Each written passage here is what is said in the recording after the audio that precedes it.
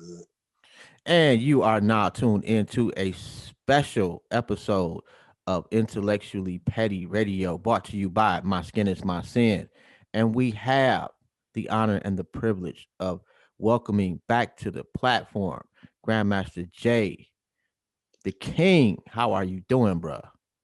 I'm still black, as y'all can see. That's how I'm being treated. Like I'm black, like I'm just a color. That's how I'm doing right now. I'm learning firsthand what a lot of the icons in the 60s went through. I understand how they felt now. I understand their fears. I understand their challenges. I understand it because I'm going through it. But I'm glad to be here. You know, I'm always going to be family. So when my brother reaches out to me, it's some people I'm going to talk to. So I'm glad to be here because I hope we don't have to get petty. But if I have to get petty, petty right here on Intellectually Petty Hey, Radio. this Let's is go. home for you, bruh. Always and forever. No matter what you go through, bruh, we got your back. You know, if don't nobody else do, man. And we are proud of you, unapologetically so. Just so you know. Well, I'm glad to hear that. I would have thought that by now, the love of the people would have translated into a display of unity, just like the white folks do. See, white folks is unified, irregardless of whether they right or wrong. Black folks, we like to pick and choose what we're going to be dignified and upset about. But the love I do appreciate, but I want y'all to think about this. We watch these white people put $2 million together for Kyle Rittenhouse, who clearly went up there and murdered some people. Yet they said I shined a flashlight at somebody, scared some cops, which I ain't never seen no black man survive that if that actually happened. But they saying that's what I did. And y'all know I got to fight 2 cases on the state and the federal level. And y'all know they doing this to break me financially because they're going to drag it out. And black folks, I just got one question. If this is really what you think the struggle is about, that this is an attack on black people and not just me, if you really realize that history is not repeating itself, people are repeating history. If you can see that, then I don't understand why people have not contributed to my legal fund. And I'm going to say it outright because I already know they're going to throw everything they got at me because we know this whole thing is bullshit. But I got Mm-hmm. to talk to my peoples for a second. Why you think they don't want me to speak on social media? Because they know I'm going to start telling y'all the truth. And a lot of y'all know what the truth is. If they start with me, you're next. So we either draw a line in the sand right now and y'all get down with the program and educate other people around you who don't even know what's really going on. And go to the GoFundMe page so when I walk in here, I can beat this case and we can get back to the business of Black liberation. That's just my intro. So glad to be here, though. So glad to see you. Always a pleasure. And please tell it and for the record, this is a man that has not asked for one motherfucking cent prior to this. People would say, where can I donate? We don't need your money. Now we need your motherfucking money. Like, stop bullshitting. Stop giving the goofy shit. This is a brother that literally put his life and his freedom on the line for black folks. I don't give a fuck how you feel. Put some motherfucking money up, please. They want to donate. What's the GoFundMe, bruh? The GoFundMe is Grandmaster Jay's Legal Defense Fund. You can Google it. It's the only one that's actually was started by 2 other individuals while I was in federal custody. A woman by the name of Rosemary Parker, and of course, y'all know Michi X. They have the official GoFundMe site. Don't fall for none of these fake ones. Even in a time when black folks are being attacked because they just want to love on themselves and stand for themselves, there's still some Negroes out there trying to capitalize off the situation. They don't care about getting free. They don't care about getting liberated. They could care less about me and you because they don't care about themselves. They've been damaged in such a way that they don't realize that what we're trying to do is get everybody free, trying to get everybody straight, trying to fix everybody's problems, trying to get everybody out of debt, trying to move everybody out of poverty, trying to move everybody, mean you too. So how you gonna sit there and just think to yourself, this ain't got nothing to do with me, so I'm just gonna do me and make some money off of it. Don't fall for the fake when the real is happening right here in front of your face. So y'all go to the Grandmaster Day Legal Defense Fund. You can Google it. You can look it up on GoFundMe. I think we up to now somewhere around $130,000. Like, that's a drop in the bucket. Y'all don't seem to realize how expensive these lawyers are and how expensive these court cases can be, especially what they did is hit me with a federal and a Yeah. state. So I'm fighting Yeah. 2 cases at the same time, 2 totally different systems because the idea is not to take me out. This is not about me. We were becoming too unified. We were talking too strong. We was walking too strong. We were looking too strong. We was black folks, just black folks, with black folks, for black folks, about black folks, hadn't hurt nobody, and they couldn't take it no more. So this is what they've done. So now black folks everywhere that call themselves a part of the United Black Kemetic Nation, those of y'all who said that you for the liberation, you've been waiting on the revolution, you this, you that, y'all who always talk about, if I had been alive back then, I would have done this. Well, this is your time because it's happening right now. It's happening right now. Let me say it again. It's happening right now. So whatever you're doing right now is exactly what you would have done back then. So prove me wrong, because right now I'm seeing a lot of people say, we love you, Jay, we support you, Jay. And you're right, I ain't never asked for nothing, but I also didn't ask for this. And the only reason they came after this brother, because this brother stood up for you. That's all I got to say on that. We can go ahead and talk about something else, black man. And I don't, and I thought about this long and hard. I don't want to ask too many questions because I understand the delicate nature of the scenario. Can you talk about what happened when they picked you up? Of course, I have nothing to hide. Okay. As I said before, I have not committed any crimes. I'm not talking to you as a defendant. I'm talking to you as a law-abiding U.S. citizen that bogus charges have been put against, that they've come up with, that they actually came and had the audacity to try to enact against me, a law-abiding U.S. citizen. What I will tell you all is this: shortly after I accepted my award, the award that I got for Global Protector from the I Am Black Awards in Atlanta, which was a very beautiful ceremony. It was such an honor to share the stage with such folks as Martin Luther King's mother-in-law, who was 90-some years old. It was an honor for me to be honored with other people making a difference in the Black community. Shortly after that was over, I returned home. And when I came home, I barely had gotten home long enough to unpack all of the gifts, read all of the cards, the appreciation, and just seeing how much gratitude that Black folks had poured out in a positive way for what I and my organization had done. So I was feeling good about that. I went to sleep about 4 o'clock in the morning because I was up all morning. And I was going to sleep in late. It was my day to play catch up. I'll tell you that shortly thereafter, I was awakened by the sound of a drone. Yes, you know the drones that fly through the sky, hovering above my face while I lie in my bed. And then I became aware of this big booming voice that said, John Fitzgerald Johnson, this is the FBI. We have a warrant. Come out with your hands up. It was a real loud, like bullhornish type, and I'm thinking, am I dreaming? What the hell is this thing hovering over me? And so I looked out the window and there were blinding lights and there was some machine sitting in front of the house and there was people dressed like soldiers. And again, they repeated the same thing. And so I said, well, this is going to be interesting because I haven't done a damn thing wrong. And so I went downstairs to check it out.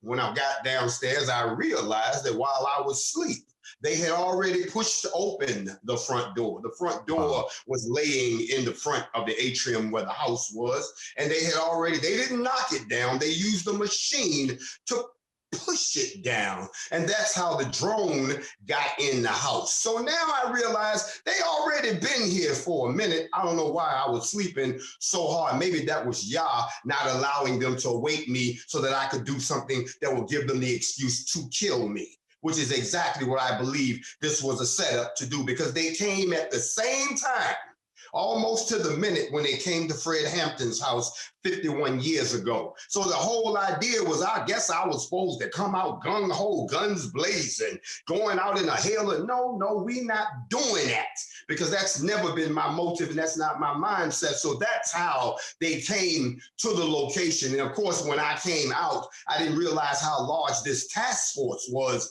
that they brought. This was something that was very much over the top for little old me. They brought a whole goddamn military task force of soldiers, not police officers, soldiers. And you could tell they were soldiers. And I'm thinking, okay, what kind of resistance were you expecting? This is going to be good. That's how they came and I was pulled into the situation. Okay, so they take you down. What do they charge you with? When I got down, where it was, it's not, they didn't take me down anywhere. The Mm-hmm. feds don't work like that.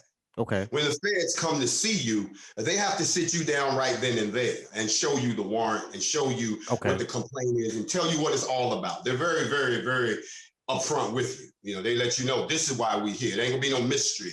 It's not like what they did to Breonna Taylor, where they kicked dough down, guns blazing, and don't nobody know what happened in the house and people walking all over the crime scene. It wasn't like that. This was trust and believe when I tell you this was a top level government operation. I watched what I could before they took me away. This was a very big operation. It was a coordination of different agencies. There were all different types of people. They were very careful not to break anything. Listen to what I'm telling you, my brother. They made sure they didn't break nothing. Wow. They cataloged everything, every weapon, every body armor, everything that they could get their hands on. It said interface C. Okay. Then they told me right then and there, they showed me the complaint.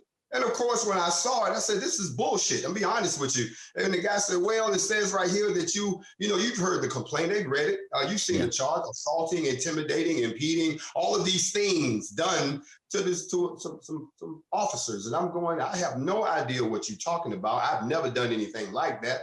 But that's what the charge was. That's at the federal level. And then once they transported me to the holding facility to book me and so forth, I was done with them and I was about to depart when the state of Kentucky showed up and said, no, hold on a minute, we got some charges too.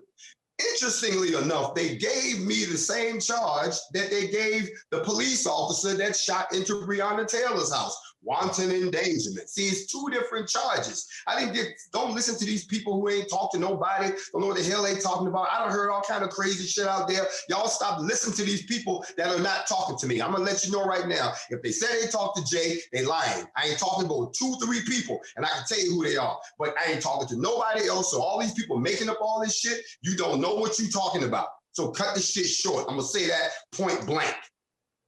At the end of the day, Louisville came up with the little wanton endangerment, but the feds came up with the, threatening the federal officer or police officers or whatever. So two totally separate charges. So when they came with their charges, of course, I had to go and deal with that situation. And contrary to popular belief, there was no bond. They let me leave on my own recognizance from Louisville. But for the feds, they placed me on this where I am now.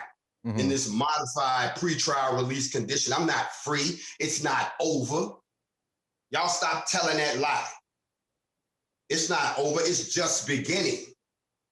Now you have to sit back and wonder what these messages was they trying to send by not only what they doing with me, they raiding gun manufacturers now. They actually starting to make it hard enough for you to own a weapon right now. They looking at a platform that'll charge you a $200 tax for every high capacity magazine you own right now. They're gonna make you either sell your weapon back to the government or it's gonna cost you so much and be registered that they know who got them. Yeah, it went mute there for a second. So what's happening with me is just a piece of a bigger picture. You understand what I'm saying to you?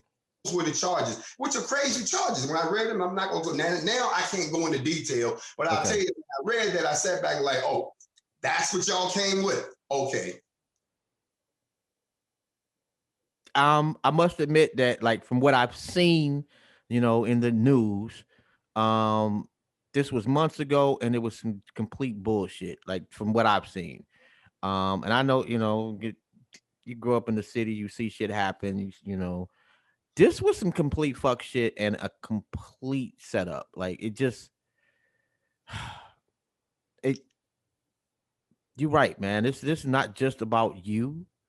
It is about taking down a movement. Exactly. It is about not just proving a point to INFAC, but proving a point to Fred Hampton Gun Club, to Huey P. Newton Gun Club, to the new Black Panther Party, to black folks unifying across this country that we don't want you doing that shit, and we'll take you back to 1965. Let me add something to that. Not only and that's one of the messages that y'all black folks ain't gonna do this. We're not going to sit back and let you just run around scaring us like that. That's the first message. But there's another message. Mhm. And that message is not just aimed at Black folks. It's aimed at gun owners. I've heard that there have been some statements made by even some of the white militia that they're concerned about what they're doing. That if they can go after these dudes who dot every I, cross every T, get permits and all kinds of shit, if they can go after them, then you know that it ain't gonna be nothing for them to come after us next. And that's the most dangerous thing you can do when someone is in the process or in the business of persecution. What they do is they start with one group, and you think just because it don't touch you, it's no problem. But who do you think they're gonna do after they get done with this group? They'll move on until nobody, this place will be just like the UK, where you can't own a weapon. And you always wonder, well, they can't come get my guns. They will if they start in small groups. That's the second message. And there's one thing I do want to say, man. I watch, and the brother from, I want to say, is it the Fred Hampton Gun Club? Salute to that king. I have to make sure I put that out there. Let me go ahead and shout out Talib. Brother Talib is the general. He is the head of the Fred Hampton Gun Club. They are an NFAC coalition partner. They always have been from the beginning. That brother and I have stood on several front lines together. And when all of this broke, he was one of the first brothers that had already organized brothers and sisters and were on their way to Kentucky until I said, no, everybody stand down. Don't jump out and make yourself so obvious when it's obvious that they're coming after the ones they can find.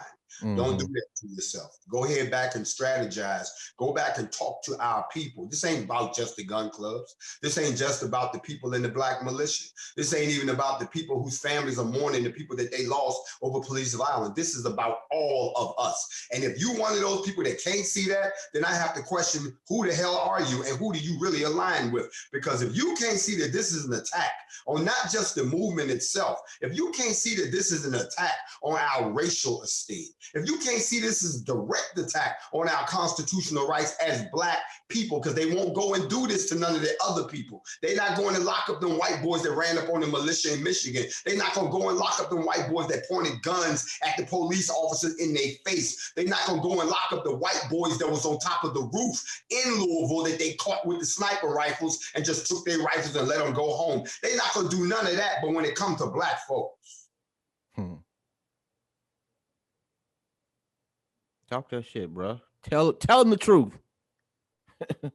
Oh my God, y'all man. tend to think that for some strange reason it don't apply to you. Y'all know me. That's why they shut me up, because I told you once, you're too comfortable in your captivity. Y'all don't want to get free. You just want to be more comfortable. When somebody steps up and actually does it, if someone gets killed, y'all will be out in the streets marching with rainbows and signs and crying and falling out and changing profile pictures and wearing shirts saying free so-and-so, all kind of crazy stuff. You do that for the people that's passed on, that's gone, that we've lost in this war. But to those of us that are still walking and living and breathing, you pick and choose what you're going to be indignant about without realizing that this time, coming out of these last 4 years, you can keep on listening to low vibration brothers and sisters if you want to. Just because they've been personally injured and don't know how to redeem themselves, they hate anything and everybody. And you sitting there feeding off of that poison. It's going to cost you in the end, Black people.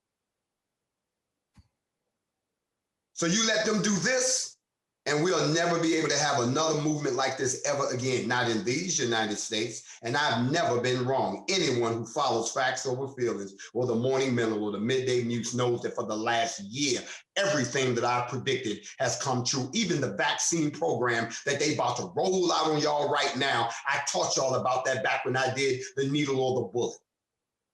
So please, you can sit here and sit back and think, oh, they arrested Jay. They didn't arrest Jay. They arrested the movement in their eyes. And called a precedent. It's going to take all of y'all to get me out. Y'all can set the precedent right now. If y'all know what that means, go look it up. So, are we able to talk about the terms of your release? They're very simple. Okay. Very, very simple. controversial and very simple. I'm not allowed to, of course, possess a firearm. Of course, that's interesting when you stop and think that they didn't take all of my firearms. They took all of my long rifles, which means that now I had to remove all of my personal small arms from my residence. I am not allowed to travel outside of the state of Ohio and the state of Kentucky. That's to keep me in, keep me within arm's reach. I am, and here's the most interesting one of all, and I'm not allowed to conduct activities on social media, which is interesting because normally that's a provision that they give to people who've been involved in child porn trafficking. You know, they're doing stuff on the internet, you know, some type of sex trafficking. Of course, I don't think that shining a flashlight constitutes sexual behavior, sexual trafficking, but they put that out there. And those of us who know the truth know why they did that. There are some people who say they did that to shut you up. The guns is really not the issue. They needed to shut you up because you were starting to teach on some things that they didn't want you to teach on. When I started to do the series on the destruction of Black civilization by Chancellor Williams, and when I started to get into the piece where we reverse the mind wash, the mind transplant that was done on us as a race, all of a sudden, here they come knocking at the door. You understand? And putting in a special provision that is not on the list of things that they prohibit. Just they wrote this one in. No activities on social media. I don't know why, but we're going to contest that. But at the end of the day, those are the conditions. That's it. And hence, this is why this is not live. That is why this is not live. You know, this is not live because I cannot appear on any Instagram live, Facebook live, Twitter live, none of that live stuff on social media, not the internet, social media. That's why we're having this interview and you're free to do with it whatever you choose. I can't control what you do on the internet, but I'm not live on the internet. Yes, if that doesn't speak fucking volumes to you, you're Van Gogh out here. You know, I'm going to be honest with you. Someone told me, they said your silence is much more powerful than your words right now because of the simple fact that you've been so vocal and have been so influential. For them to silence you, they're forcing people to go back and listen to everything you've ever said. They're forcing people to go back and rewatch all the lessons you taught.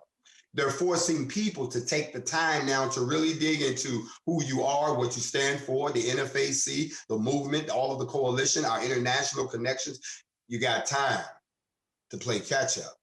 And I myself look at it as an opportunity for Yah to tell me, silence. You said enough. Let them eat for a while. And you know, there was a lot of shit talking before all this happened. And I was talking to Rome about this before we had even discussed the interview. And he was like, yeah, well, they can't talk shit about him now, because they don't do this to their boys. They don't lock them up. So this is forcing people that been hating on you for a long ass time to reevaluate that hate. I don't get into that. I'm like this. If you was hating on me before any of this happened, that's personal. That's something that you got to fix yourself. You got to manage your emotions. I said I was an agent. Oh, really? They do agents like this. Okay. Somebody said, oh, this is his exit strategy. Exit strategy to go where? You don't go nowhere like this except in federal prison. Okay.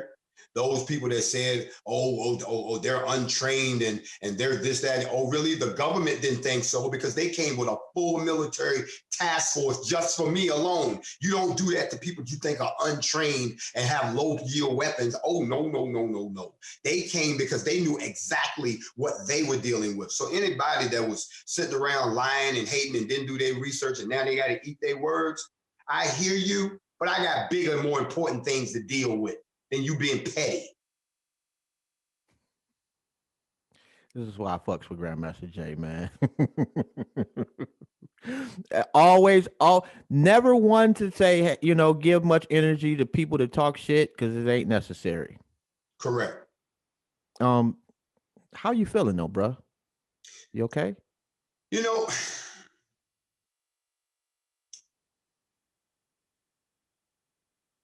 I'm going to be honest here.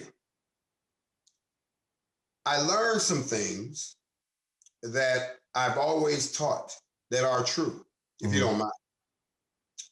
And that is when I tell you that everything you go through in life is preparing you for something you're going to face later in life. Every experience, every fear you overcome, every victory you have, every lesson that you learn, even if it's at the hands of another person, they're preparing you for something you're going to deal with later in life. And if you learn the right lessons, when you run up against whatever it is, you're going to be cool in a fan because you're going to know how to deal with it. A lot of people were afraid when I was in custody that something would happen to me. Mm-hmm. But one thing that I learned early in the process was that they were not a threat to me physically, and they knew that. They never even acted that way. But what they did try to do was break me psychologically. Mm-hmm. And that didn't work because they didn't put me in a situation that I hadn't been in before. They didn't put me into a system that I wasn't familiar with, how it worked.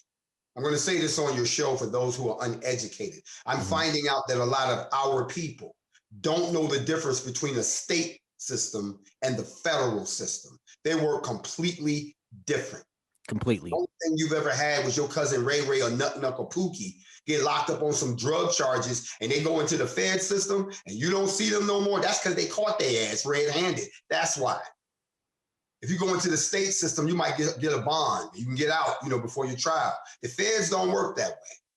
You better know the system when you go in because as soon as they got a hold of me, the first thing I asked for was a detention hearing, which is a hearing where they decide whether to keep you until they have trial or let you go home under conditions. Everyone is guaranteed one, but if you don't say nothing, they'll let your ass sit there. And you be wondering, when do I get my bail? It ain't no bail in the Fed system.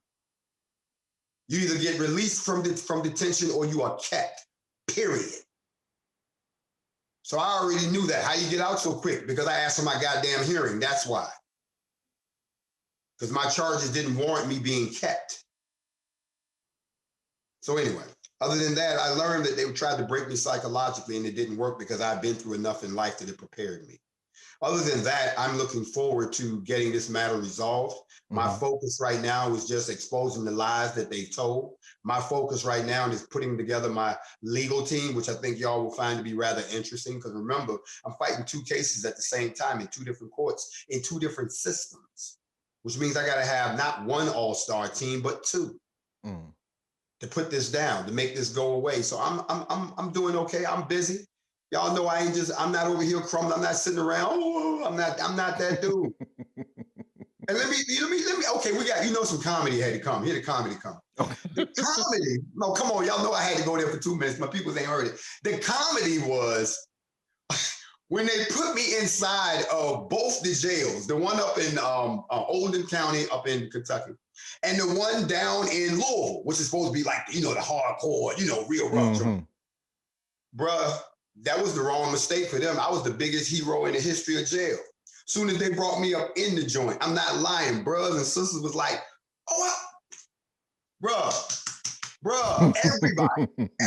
You seen cats, oh, that's my man. Oh, okay. Bro, you need anything. The deputies was like, what the fuck? What's going on? Even some of the deputies was like, I know who he is. I fucks with him. You understand what I'm saying? They can see that. You keep him here, he gonna have everybody up on the 8th floor with facts over feelings, live, the morning mental. You know what I mean? We got a formation in the child hall. You know what I'm saying? That's the thing I have to say about our people. If you think people in the inside don't know what's going on, they do. And when they brought me in, the deputies was like, well, damn, there ain't nothing gonna happen to him up in here because the inmates love this dude. So that was my comedy. Other than that, I'm doing all right. Did that surprise you? Yes. Yeah, it did. I'll be honest, it did. It did. It did. I'm gonna be honest, it did. Because I expected a few people to know. Right. Not everybody in the goddamn joint. Okay? So yeah, it was surprising. Does this this has gotta just this is legacy building. If you hadn't already solidified your legacy in the pantheon of black folks, this has catapulted you into the stratosphere of the greats, unquestionably. Do you think Yeah, about that? let me tell you something. I thought about that too. The first night when they had me in Oldham County Detention Center, which was a fairly brand new facility, out in the middle of nowhere, Mm-hmm. north of Kentucky, north of Louisville. It's not in Jefferson County, whole another county. This is where the FBI. Uh, when I got there and I was sitting in the cell, they treated me rather well. I'm going to be Okay. honest. They knew that I was a high profile individual. I'm being honest Okay. with you. And they took very special precautions. It was almost like at first they didn't believe it till the phones start ringing off the hook. 800 phone calls an hour. People walking through the door saying, "Where do I pay the bail?" People posted outside in their cars driving up, not going nowhere. Okay, they knew whoever this person was, we can't just do him. Like we do everybody else. Right, exactly. And even some of the inmates was like, they ain't gonna do nothing to you, bro. They know who you is up in here. Even if they don't like you, they know who you is. They don't want the reaction outside. Hmm. So when I was sitting in my cell, just chilling, waiting, one of the brothers brought me a pen and paper. And I sat there for a minute and I started to write a letter. And just like what you said, I started thinking about Martin Luther King and the letter from the jail in Birmingham. Okay. And I said to myself, if you write something right now, it's going to become a part of history. Do you really want to write something now?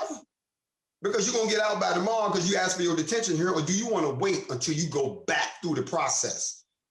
And now we've had a chance to gauge what America thinks and then write. I'm very much aware that this is something that's going to have to be talked about in the history books, no matter what angle they discuss it from. So yes, I'm fully aware of that, but I'm also very aware that it's still unfolding. You know what I mean? Understand? So there's no need to try to put a summarization on it right now. I don't know where Yah is taking this. I don't. I'm just going with the flow because I've always gone with whatever he has directed me to do. And you know what? And that's the honor from my perspective is that this is one of your letters.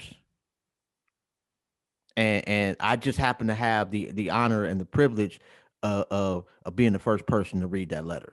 So for that, I want to say thank you because just the medium has changed from Dr. King and Malcolm X to now. Whereas you don't necessarily have to physically write anything, but we get to see it. Right. Well, it's been a visual letter since um, Ahmaud Arbery, Brunswick, Georgia. It's been a visual letter that America has watched unfold. And you're right. Some people didn't know what they were looking at. Some people had the wrong impressions. Some people knew exactly what they were looking at and they were happy to see it. Others found that we were entering into a time where it's just another symptom of something bigger that's happening. So there's a lot happening right now, and it's not over. Someone said it's almost like we're watching a television show unfold in front of us, and there's like, this is the new season. In the last season, we was out there, activists doing formations, protesting and doing the whole 9 yards. That season ended with the award show. In the second season, they raided the house, trying to shut the movement down. What the brothers and sisters gonna do? This is playing out just like a movie, but it's not. It's reality, and it's happening because y'all already know the script. If you ain't read the civil rights movement, then you don't know what's about to happen now.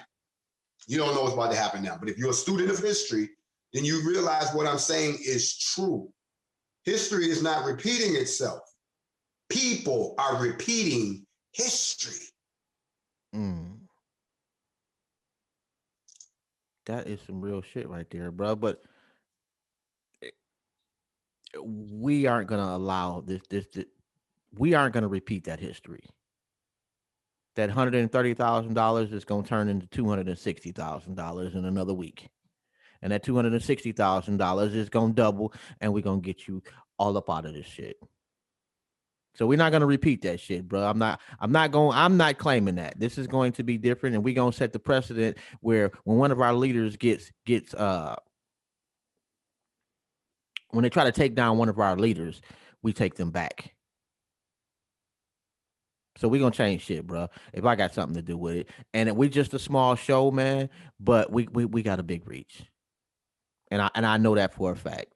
Um, is there anything that you personally want to say to anybody before we do go? I want to say to all of those people out there who were devoted followers of my show, Facts Over Feelings and the Morning Mental, and a lot of those folks that I told you that patience is something you have to have in this game. And yes, I miss all of you. To the rest of the public that's just figuring out what's going on, I would invite you to go back and look at. I think how long ago was our interview? We did an interview about what, a month ago, 2 months ago. I want to Um, say probably about 2 months ago, 2 months and then we ago. did one a couple months prior to that. If you watch all of those old interviews, it kind of leads you right up to where we are right now. We already talked about this stuff. But to black people, black folk everywhere, not just those here in the United States, those that are actually in tuned around the world, because I've heard from everywhere in the world about this. I would say to you that I knew going into this there was risk. I knew going through this that all of us may not make it to the end. But I also told you a million times, I'm not doing this for myself. I'm doing it for the youngsters. I'm doing it for the children. I'm doing it for the future of our race. And I simply asked you to get behind it. I didn't ask you to lead it. I didn't ask you to get in front of it. I didn't ask you to do nothing that I wouldn't do first. But what I will say is this: now they've turned the tables. And now it's not so much me out front trying to make a way for us. Now I need you to make a way for me. This is where the Black nation gets a chance to flex its power. That has nothing to do with politics. It has everything to do with the 13th Amendment. Let no man be a slave, lest he be a criminal. And up to this point, they have not been able to say I was a criminal. Now they're going to change that and thus begin to dismantle what they see as the forefront of the Black movement. And if they haven't gotten to you yet, don't worry, they'll get around to you real soon. So we stand together, unite now, fight, unify right here, right now, or not complain about what the next 4 years has in store for you. Because I guarantee you, a lot of y'all gonna look back and say, Jay told us this. Other than that, I miss all of you. Don't think I don't. I miss the interaction. But at the end of the day, sometimes silence is the best thing you can say. And that's all I have to say. I want to thank the Intellectually Petty Radio for having me on. They've always been family. I know that this was pre-recorded at an earlier date, but my sentiments don't change. You always talk to other people about this. Spread the word to people who don't know what's going on. Go and look at the case. The criminal complaint is full of lies. It's, oh my God, it's so full of lies. The warrant that they served on me was rather interesting. And the case in Louisville, which popped up out of nowhere, is flimsy at best. I intend to fight this to the end, and I need all of you all with me. I say Black Power. I say Shalom. I say peace and love. And I hope to talk to you all again real soon. And bro, you as you already know, I hope you do, man. You have always got a voice here. You need anything we can ever do, man, all you have to do is say the word. And for those of you out there listening, they take his guns first, they take this next. Believe that it is not just one step, it's an orchestrated dance, and they're trying to get us off the dance floor. My name is Jobs, and you have tuned in to My Skin is My Sin presents Intellectually Petty Radio. Stand the fuck up, man. Donate some money. Don't forget, one more time, man, tell them to go fund me real quick. The GoFundMe is the Grandmaster J Legal Defense Fund. You can actually Google it, Grandmaster J Legal Defense Fund, and help us out to get out from under the very system that we were trying to stand up against. Thank you. Thank you, man. It's always an honor and a privilege, bro. Love I'm you. here at your beck and call, whatever you need, bro. You already know, man. Peace and Love love to you. you. Talk to you real soon. Peace.